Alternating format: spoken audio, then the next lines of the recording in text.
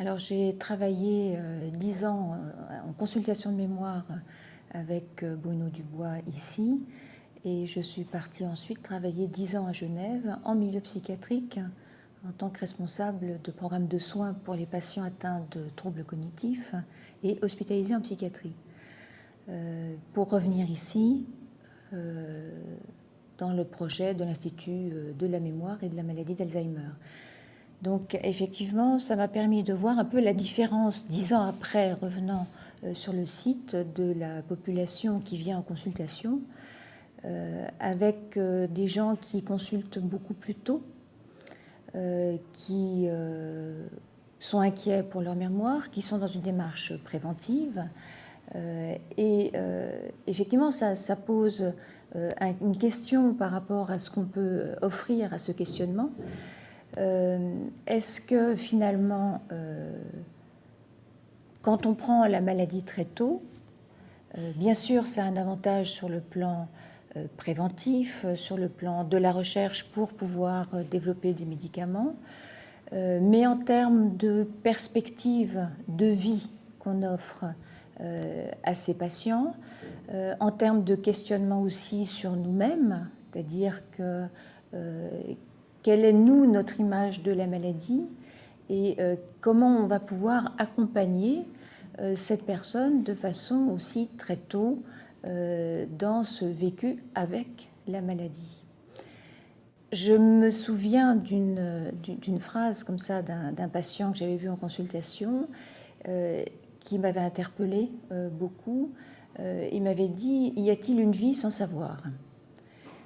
C'est tout un questionnement presque philosophique, hein, et effectivement qui nous renvoie à nous-mêmes. Je veux dire, comment est-ce qu'on conçoit cette vie avec la maladie d'Alzheimer, avec ses troubles cognitifs, comment est-ce qu'on est à l'écoute du vécu du patient, de sa parole, dans un système qui nous pousse à être de plus en plus rapide, efficace, donc avoir moins de temps à notre disposition aussi dans cette écoute.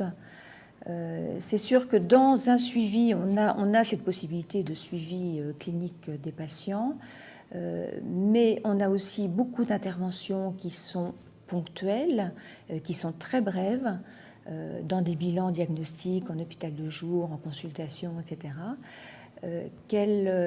Qu'est-ce qu'on transmet à ce moment-là aux patients? Quel est notre impact? Comment est-ce qu'on a le temps d'être à son écoute à un moment donné, très précis, de son parcours avec la maladie? Donc tout ça sont des questionnements vraiment quotidiens face aux patients.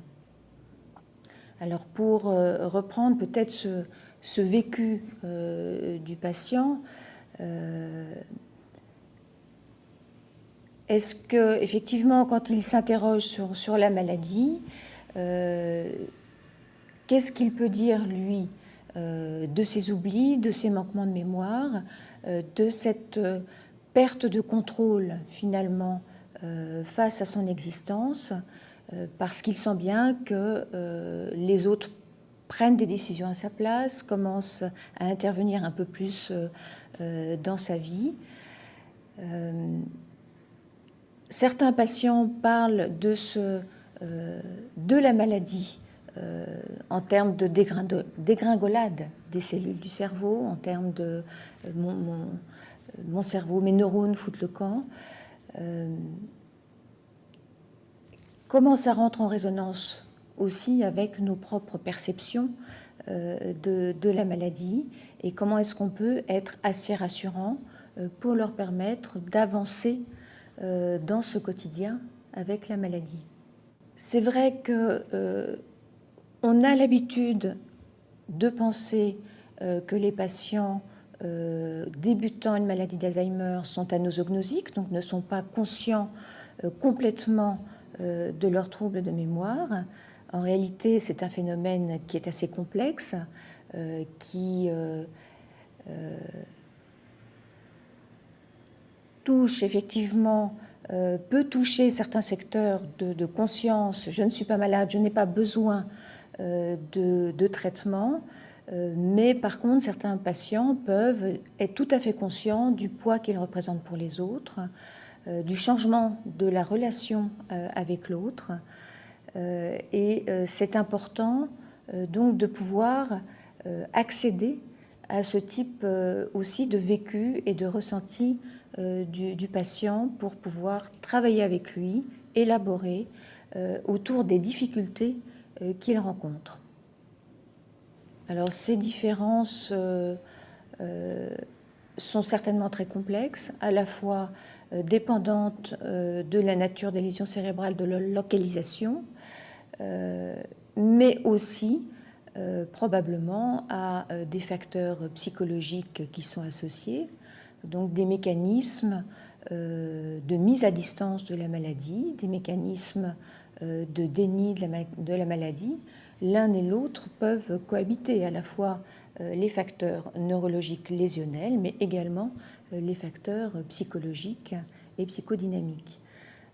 Donc, c'est là qu'il est utile de replacer la maladie dans cette histoire du sujet, cette histoire individuelle, pour mieux l'aider et mieux comprendre ce qui est en train de se jouer au moment de la rencontre.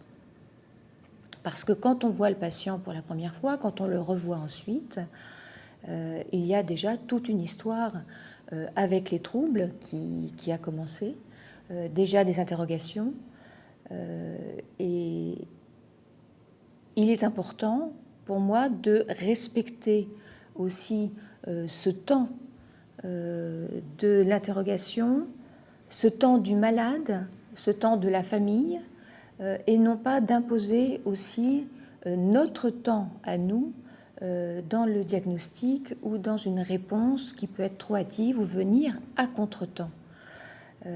Et c'est là que ça nous renvoie toujours à un propre questionnement dans cette course au temps aussi, puisque les temps de consultation sont courts, les temps d'évaluation sont courts, les délais entre les consultations, par contre, sont très longs.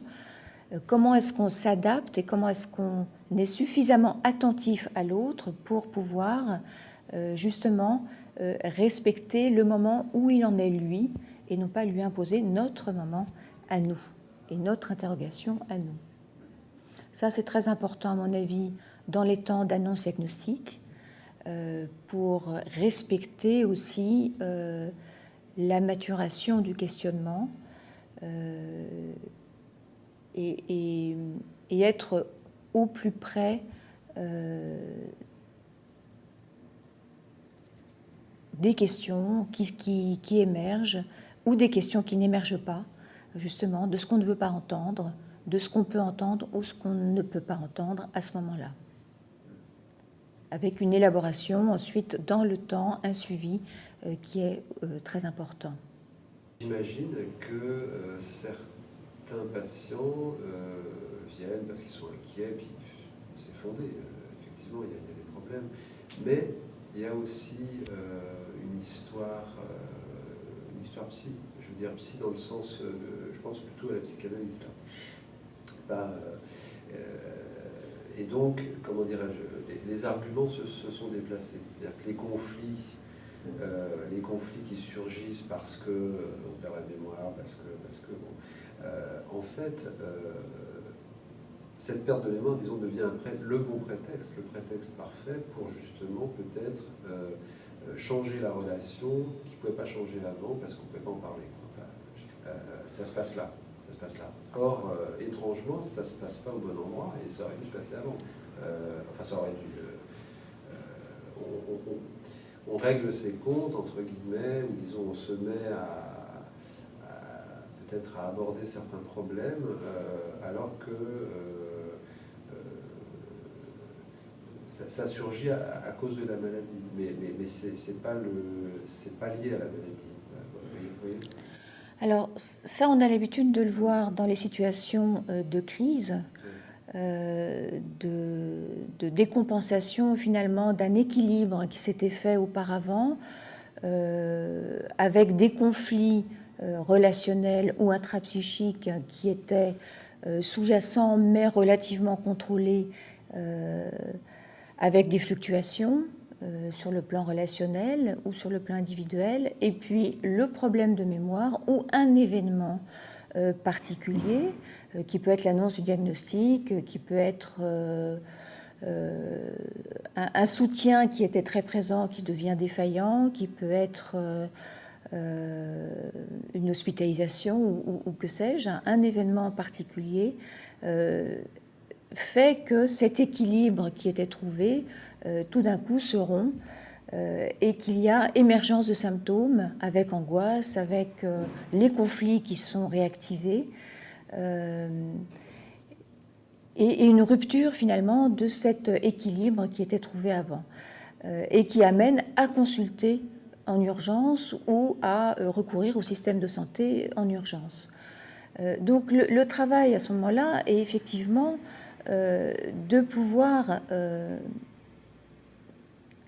s'intéresser également aux conflits sous-jacents antérieurs qui sont à un moment donné peut-être plus accessibles du fait de cette mise en mouvement et de pouvoir élaborer autour de ça avec le patient et sa famille. Ce contexte de crise est bien connu sur le plan des services de psychiatrie, peut-être moins connu effectivement dans les autres domaines, et doit se poursuivre par la suite aussi avec un travail, je dirais, plus réhabilitatif, c'est-à-dire ce travail plus à long terme sur la relation à l'autre, comment est-ce qu'avec la maladie, avec les troubles de mémoire, on peut gérer les difficultés engendrées, les répercussions sur la relation aux autres, comment maintenir une bonne qualité de communication et comment être attentif aussi à l'émergence, à la réactivation de conflits antérieurs qui viennent finalement ici alourdir la barque de la famille et du patient dans la maladie. Donc ça, c'est un travail qui peut se faire à la fois sur le plan psychologique ou sur le plan de la relation d'aide dans les consultations infirmières, dans les consultations médicales, si on est suffisamment attentif, effectivement, à la parole du patient. Je reviens à ce que le patient peut dire aussi de son vécu avec la maladie, de la relation aux autres qui se modifie, qui deviennent trop protecteurs, qui deviennent surprotecteurs, qui ne lui laissent plus assez d'espace, qui prennent les décisions à sa place, qui parlent à sa place. Et effectivement, le patient, lui, à certains moments, revendique d'être écouté, revendique de parler, revendique qu'on lui attribue une valeur, qu'on attribue à sa parole toujours la même valeur et toujours le même respect. Et ça, les patients le disent si on leur laisse le temps de le dire et si on leur laisse l'espace aussi et la possibilité de le dire. Et si nous regardons et nous regardons comment le système de soins, comment les équipes se structurent autour des soins, on voit bien que très souvent, finalement, on ne leur laisse pas la place de s'exprimer. On va distribuer les médicaments, on estime qu'effectivement, ils ne sont pas autonomes et avec raison dans la prise de leurs médicaments, mais du coup, on va vite et on ne leur réexplique plus quels médicaments ils prennent. On gère pour eux les rendez-vous au niveau médical et on ne leur réexplique plus finalement quels intervenants ils vont voir au cours de leur journée. Donc on s'aperçoit que très facilement, même si on est très attentif à ça, on ne laisse pas la parole facilement à celui qui a des troubles cognitifs et qui a cette étiquette de troubles cognitifs ou de démence, ce qui est encore plus pénalisant comme étiquette. Le terme de démence continue à nous coller à la peau à coller à la peau des patients. On n'arrive pas à se défaire de ce terme. Et ça, c'est difficile pour les familles et pour les patients. Pour avoir travaillé en psychiatrie dans des unités qui recevaient des patients avec troubles cognitifs, c'est vrai que dès lors que le patient arrivait avec l'étiquette de démence, même de démence sévère, il était estimé très facilement que le patient ne pouvait plus bénéficier d'entretien. Et ça part aussi d'un vécu qui est difficile hein, pour l'équipe soignante, d'effectivement d'arriver à faire ce travail d'entretien avec quelqu'un qui ne communique plus ou qui communique de façon très difficilement. Qu'est-ce qu'on peut encore arriver à faire? Qu'est-ce qu'on leur propose? Et c'est là qu'il est important de recréer des espaces de liberté dans ces habitudes qui sont prises dans les équipes pour pouvoir être attentif aux quelques paroles, aux mots, à des interactions, à des comportements qui là tout d'un coup vont être un fil rouge qu'on va pouvoir tirer, qu'on va pouvoir essayer de proposer aux patients pour comprendre un petit peu ce qu'il vit, pour comprendre sa dynamique, comprendre ce qui s'est bloqué à un moment donné, qui le met en souffrance.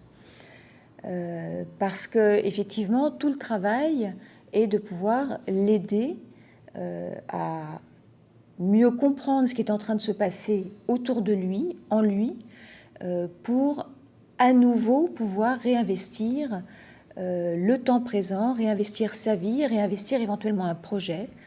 Et quelquefois, c'est pas possible. Quelquefois, il n'y a plus de projet. Et quelquefois, on aimerait bien, nous, en inventer un, en trouver un pour le patient, mais peut-être que simplement, c'est d'être là avec lui, tout simplement pouvoir accueillir l'idée qu'il n'y a plus de projet et que la vie, effectivement, est très fragile. Et c'est des moments qui sont très intenses sur un plan humain, qui permettent une rencontre et qui, quelquefois, ont leur propre valeur sans avoir des objectifs démesurés sur le plan thérapeutique ou psychothérapeutique. Ça, c'est très important, c'est la vie, effectivement, mais à quel point on peut réinjecter ou maintenir ou activer ou allumer cette flamme dans une maladie qui nous semble très mortifère. Hein, c'est l'image qu'on véhicule. Et là, je reviens à ce que je disais au tout début, c'est-à-dire qu'effectivement, en tout début de maladie, est-ce qu'on peut véhiculer une image vivante du patient, vivante de ce parcours avec la maladie, sans tout de suite se projeter sur les phases terminales de la maladie, hein. Donc, y a-t-il une vie sans savoir? Oui, bien sûr, mais avant de perdre tout le savoir, il y a tout un chemin, effectivement, il y a tout un parcours qui est vivant,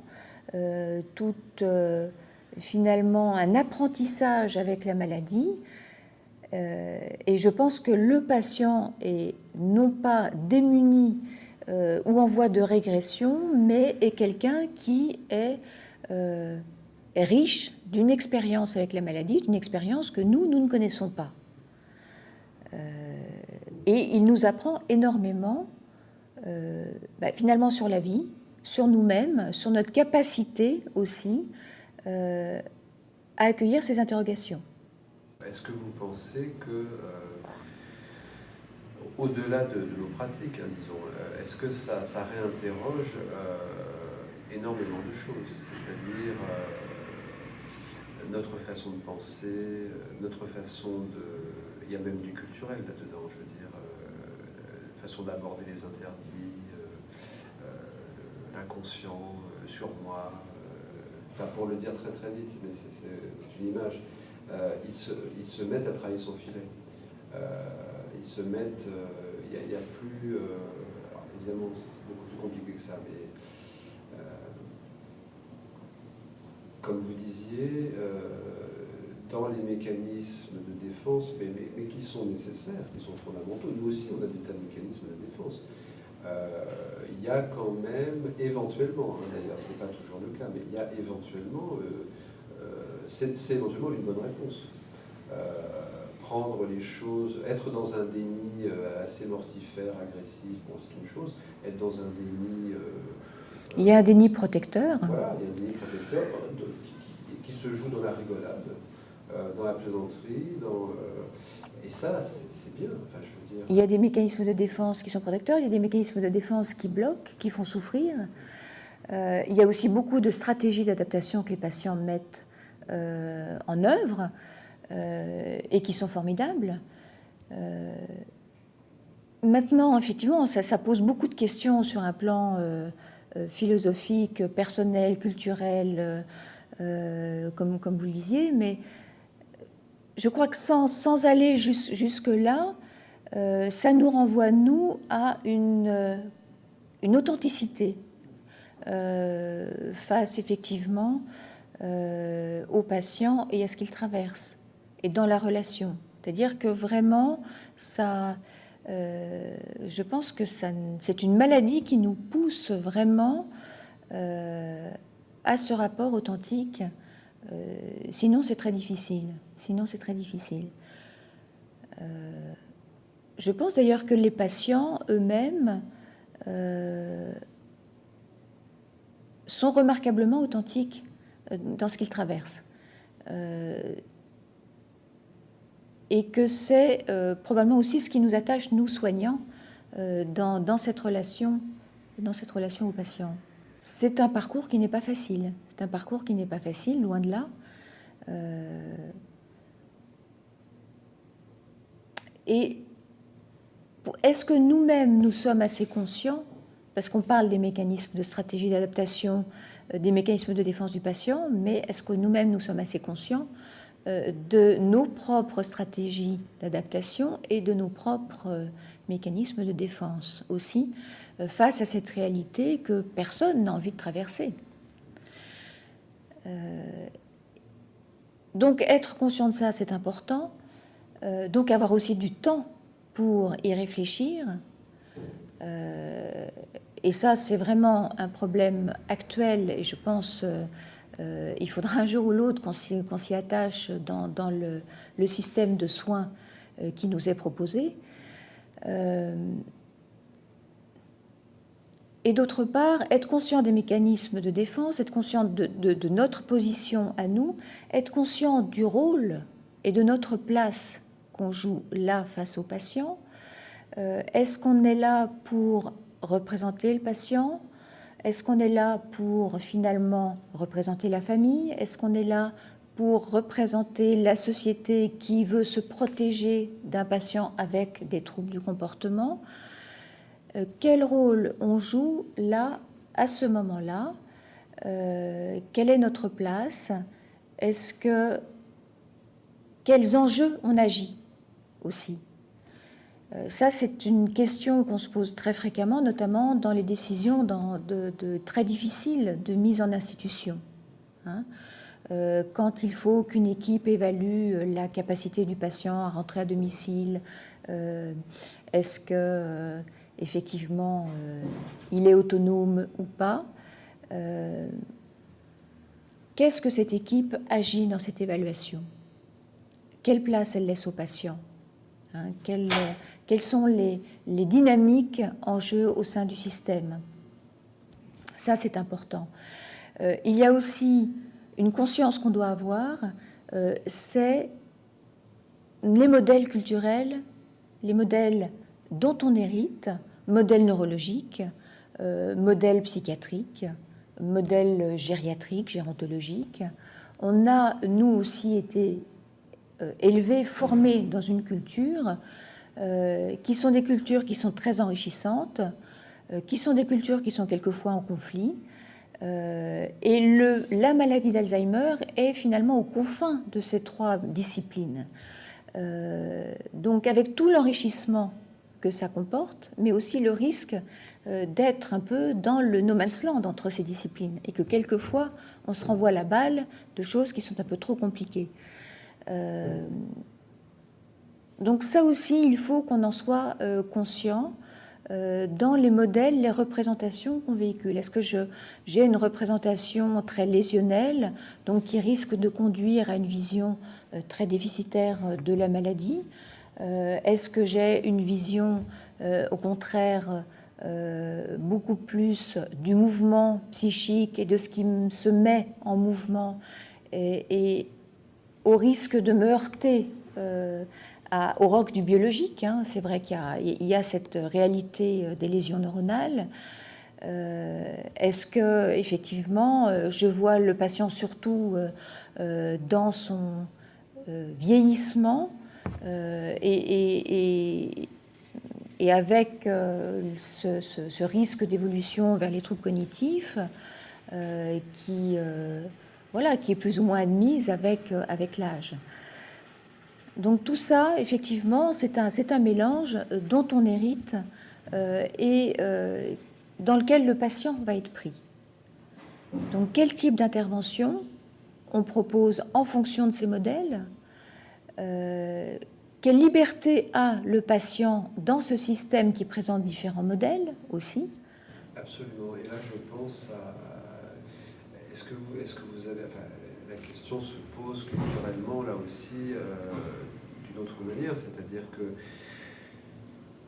on a des sociétés... Enfin, nous, on a notre disque dur dans notre sac, mais il y a quand même des tas de sociétés qui fonctionnent sur une mémoire orale. Et donc, dans lesquelles chaque individu est une espèce de trésor considérable, enfin, je veux dire, avec une valorisation considérable de cette chose-là. Et donc, là, ça ne va pas du tout se vivre de la même manière. Je ne parle même pas des interprétations, je ne sais pas, attaque de sorcellerie, et donc je perds la mémoire. Bon, il peut dire des choses comme ça, mais ça, c'est marginal. Mais c'est plus général. C'est qu'est-ce que ça signifie, quelqu'un qui perd la mémoire quand il a été, je ne sais pas, à Grillo, je ne sais pas où, vous voyez, en Afrique de l'Ouest. Alors là, ça doit être très, très, très compliqué, quoi. Ça se pose, vous croisez des gens comme ça ou... Ça, effectivement, les représentations, ce qu'on investit au niveau de l'outil intellectuel ou de la mémoire est très différent suivant les cultures. Mais déjà sur un plan beaucoup plus proche de nous, est-ce qu'on traite de la même façon un professeur d'université et de la même façon un ouvrier, hein? Est-ce que effectivement on va leur proposer le même type de soins chez quelqu'un qui a un haut niveau d'études ou chez quelqu'un qui est analphabète? Ça, c'est quelque chose qui nous interpelle. Encore récemment, j'ai eu un exemple dans l'équipe. On s'aperçoit qu'on n'a pas tout à fait la même façon de faire. Pourquoi? Est-ce que c'est pour des bonnes raisons? Du côté du patient lui-même, c'est vrai que l'outil intellectuel ne va pas être investi de la même façon suivant son parcours. Le professeur d'université risque de vivre beaucoup plus mal une atteinte cognitive qu'un artiste qui a investi beaucoup plus la créativité que l'outil intellectuel.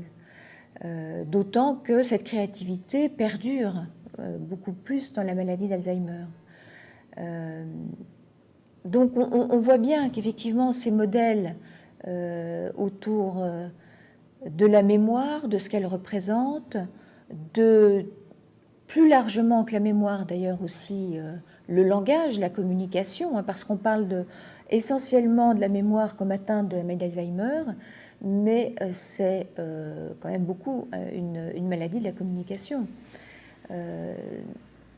Donc comment aussi cette parole, le fait d'accéder aux mots, de pouvoir jouer avec les mots, de pouvoir exprimer de façon très fine ce qu'on ressent, est investi par les uns ou les autres. Maintenant, effectivement, l'idée que perdre quelque chose peut nous enrichir est quelque chose de très intéressant à creuser. C'est-à-dire que, oui, dans une certaine mesure, je pense tout à fait que le patient perdant ses outils cognitifs, je dirais, à travers ce handicap finalement, hein,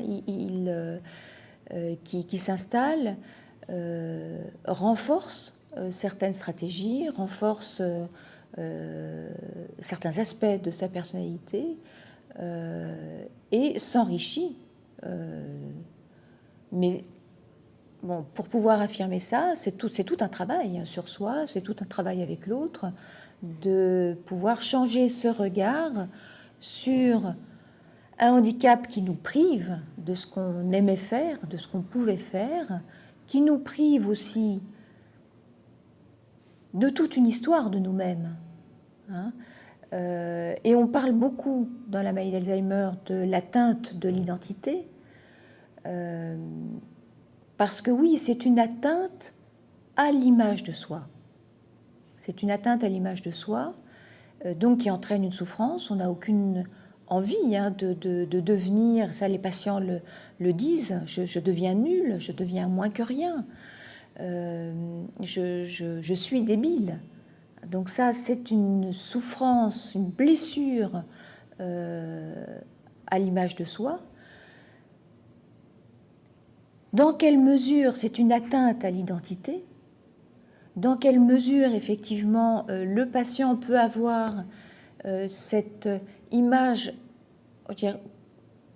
d'une certaine cohérence de son parcours de vie malgré les problèmes de mémoire? Il y a un moment où, effectivement, cette cohérence, ce sentiment de cohérence est en danger. Donc il a toujours, pour moi, son identité, il continue toujours à se construire, bien qu'effectivement les proches vous disent il n'est plus lui-même, ce n'est plus la même personne. Hein. Je ne le retrouve plus comme avant. C'est-à-dire qu'effectivement, tout ce qu'il a pu m'apporter dans la relation, c'est plus, il faut réinventer autre chose. Il faut réinventer autre chose. Mais pour autant, il reste celui qui est devenu père de famille, grand-père, il reste celui qui a été chef d'entreprise, il a construit tout ça ne disparaît pas, et tout ça, il faut le cultiver, parce qu'effectivement, tout risque d'être englouti par la maladie, et cette maladie, elle n'est qu'une part de la vie. C'est pas parce qu'elle est là qu'elle doit tout engloutir.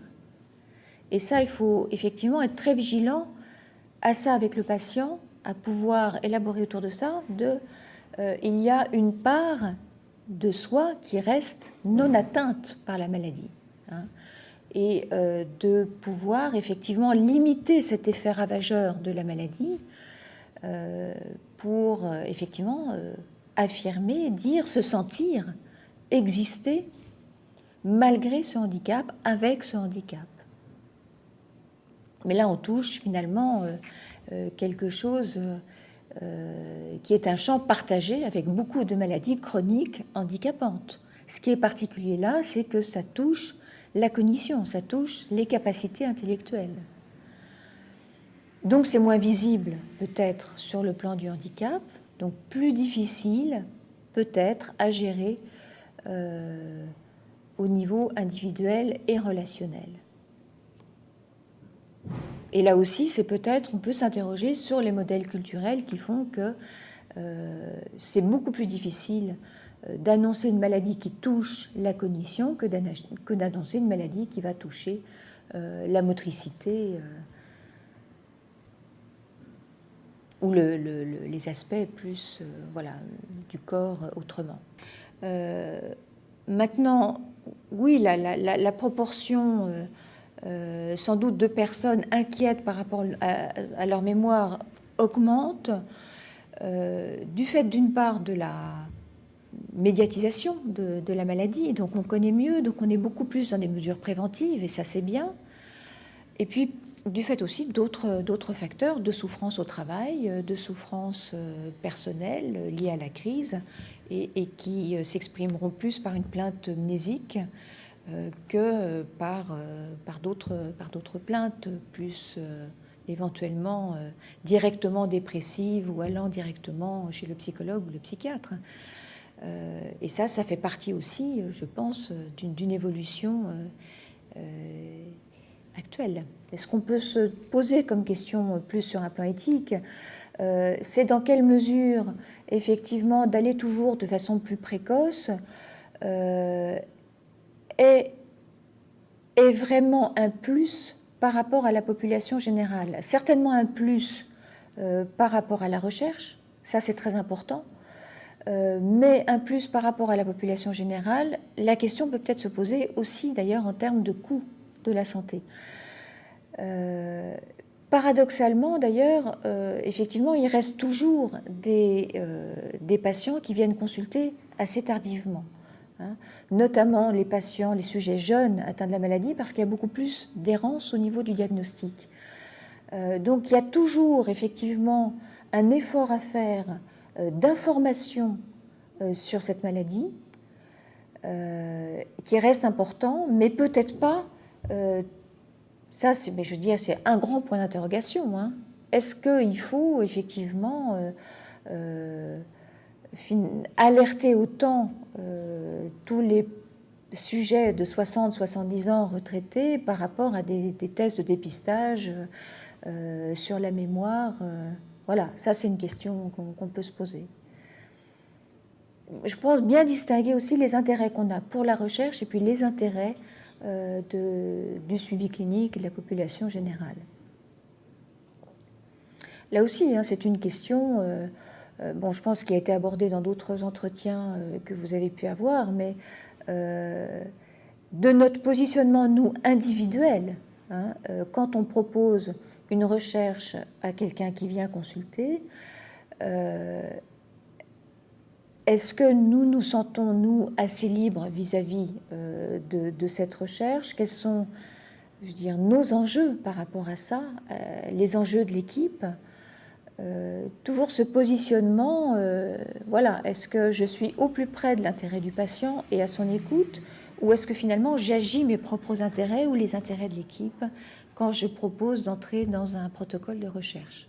Au vu de ce qu'on peut faire, hein, avec quand même certains médicaments, le fait de stopper quand même, est-ce que le fait de perdre, je ne sais pas, 5 ans, quand on a 60 ans, ça pose un problème? Alors, on va me répondre que ça peut ne pas poser de problème dans la mesure où les médicaments ne guérissent pas la maladie. Et effectivement, là aussi, les médicaments ont pris vraiment un coup dans l'aile par rapport à leur image de marque. Hein. Donc il y a aussi beaucoup plus de questionnements vis-à-vis des médicaments et de leur efficacité chez les personnes qui viennent consulter. Mais pour moi, c'est évident qu'on perd du temps. On perd du temps par rapport à tout cet accompagnement du patient, cet accompagnement de la famille, qui fait partie du soin, à part partie intégrante du soin et qui est extrêmement important pour justement mieux comprendre, donner des clés de compréhension par rapport aux troubles, donner des clés pour améliorer la relation, la communication avec les autres, par rapport aussi à la prise en charge sociale, mettre ce qu'il faut en route, et par rapport à cet accompagnement du patient dans ce parcours avec la maladie au niveau individuel. Il n'y a pas que la famille ou effectivement l'entourage plus large qui doivent bénéficier de ce soutien, mais surtout le patient. Et je dis ça parce qu'effectivement, je pense qu'il y a une question qui est à creuser. On fait de la psychoéducation, de l'éducation thérapeutique dans la maladie d'Alzheimer actuellement pour les familles. Et je pense qu'il faudrait creuser aussi cet accompagnement pour les patients en termes d'éducation à la santé, d'éducation thérapeutique, et de façon la plus précoce possible au cours de la maladie. Peut-être le dernier point, un dernier point sur lequel j'aimerais rebondir par rapport aussi à l'intervention très intéressante de Marcella Gardulot que vous avez interviewée, sur finalement la valeur de l'incertitude, et que je trouve effectivement important, enfin intéressant, parce qu'on est dans une évolution où on a de plus en plus finalement de certitudes sur le plan du diagnostic, et c'est bien, avec notamment l'arrivée des biomarqueurs. Mais il faut aussi qu'on se pose la question finalement de l'impact de ces marqueurs sur l'annonce du diagnostic, sur aussi chez des patients chez lesquels on propose très tôt ce type de détection, de prélèvement, y compris dans des protocoles de recherche, finalement, qu'est-ce qu'ils font? Se poser la question de qu'est-ce qu'ils vont faire, se poser la question ensemble de qu'est-ce qu'ils vont faire de cette information. Donc dans les formes génétiques jeunes aussi de la maladie d'Alzheimer, il y a effectivement aussi ce type d'interrogation, et de savoir ensemble s'interroger sur qu'est-ce qu'on va faire de cette information par la suite. Alors que les patients, finalement, avec ces troubles de mémoire, je rejoins ce que disait Marcella, c'est-à-dire que se savent à risque, se savent tout à fait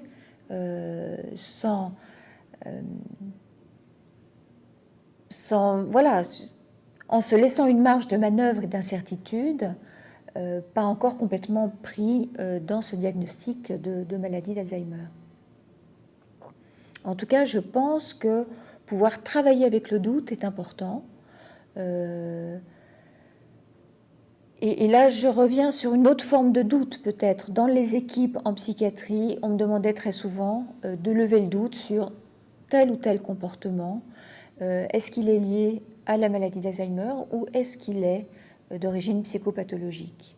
Eh bien, peut-être qu'effectivement, on peut travailler avec le doute. C'est peut-être un peu l'un, un peu l'autre. C'est peut-être cet amalgame, finalement, du psychisme et de la biologie qui rend compte de ça, avec l'histoire aussi individuelle, la personnalité antérieure, qui font que ça aboutit à ce type de symptômes. Et n'enfermons pas le patient dans une étiquette ou l'autre, et travaillons avec ce doute, travaillons avec finalement l'ensemble de ces éléments que l'on connaît. Effectivement, il y a ces lésions cérébrales, elles sont plutôt antérieures, il y a cette souffrance psychique, pour proposer effectivement des clés de compréhension au patient afin qu'il puisse, lui, se remettre en mouvement dans sa vie.